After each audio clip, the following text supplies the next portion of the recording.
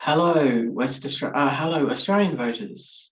My name's Kylie, and I am here to discuss how the preferential voting system works, because this allows you to have more control over your vote. So the major parties and some of the others do these things called preference swaps, as if they matter. And this confuses people because they don't matter at all. It really matters not. Just because Labor are preferencing Liberal and Liberal are preferencing Labor, and you might think maybe they're doing that because there's very little between them, maybe. So maybe you just want to vote for someone different for a change. And in order to get the most out of your vote, it's important that you understand how the preferential and the proportional for the Senate voting system works. So for the House of Representatives, which is preferential only, you have a little green slip like this. And if you number all the boxes, which I recommend, with number 1 in your first preference and number 2 in your second, and so forth. So I've just done something here to show you what a party might tell you to vote and what you can vote, and this is valid. So I've made up these names. They don't exist. So there's Dave, Joe, Mary, Kim, and Lister, and the party the person who's at the top of that party is called Mary, and Mary wants you to vote one Mary, and you happen to also like Mary, and so you vote number 1 Mary right here. But Mary has said, "Oh, I want you to vote. So if you vote for me, I want you to put 2 in Kim's box, 3 in Lister's, 4 in Joe's, and 5 in Dave's. But you don't want to do that because you don't really fancy Kim as much as Mary does. So you vote 1 Mary, 2 Dave, 3 Joe, 4 Lister, and 5 Kim. And how your vote will be counted is the first time it will go into Mary's cube. Let's call them cubes.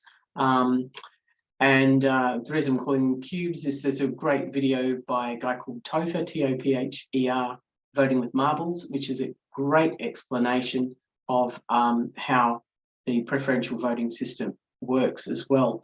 But people were getting confused about just this last part, which is that you can choose who your vote will go to next. So let's say that Mary doesn't get enough votes in order to not be knocked out of the race.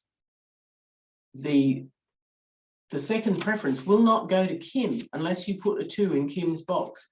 The second preference, so the second bowl of votes that it goes into, will in fact be Dave, and the third bowl will be Joe's. And so this way you have a lot more control over who you vote for. And this is very, very important. Obviously, we have an Australian Electoral Commission, and it is their job and their role to explain to Australians how their vote works. But for some reason, completely unknown to me, they've not been doing this for decades. So Topher, who I mentioned earlier, he has another video about how to vote with marbles. The marbles are you don't actually vote with marbles, it's just a prop, but it explains how the proportionate voting system, because the Senate is both preferential and proportionate. The Senate ticket looks like this, and it should be, I think, the same Australia-wide. I'm in Western Australia anyway, and I've counted the boxes in the slip that I got in the mail, and there are 58 on the bottom, below the line, 58 below the line. And I forgot to write down how many below, so I'll just pause there. Okay, so above the line on the Senate ticket, there are 22 boxes, and you only need to vote. You only need to number 6 boxes above the line and 12 boxes below the line But if you're looking at voting for minor parties, it's probably a really good idea to vote for as many as you can, like, as in, number as many boxes as you can, because you don't want your vote just, falling off, which is a possibility. So let's say if you vote your top 6 or your top 12 above or below the line, and they all fall out of the race, then you don't get a choice then. So you want to vote, you want to put as many numbers in the box as possible. The reason they say 6 and 12 is because they expect you to vote for a major by then. And pretty much once you've voted for a major, you haven't got very many steps to go, because you've got probably Green, Labor, Liberal, and you can put those in an order. But once you put those in an order, it's unlikely to go further than that. And so if you are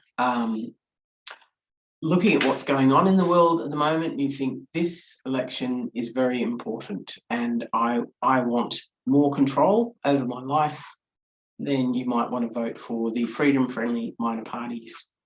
And so you need to find out who those are, the people who will give you more options over your medical choices. So that's it. Thank you very much for listening. Bye-bye.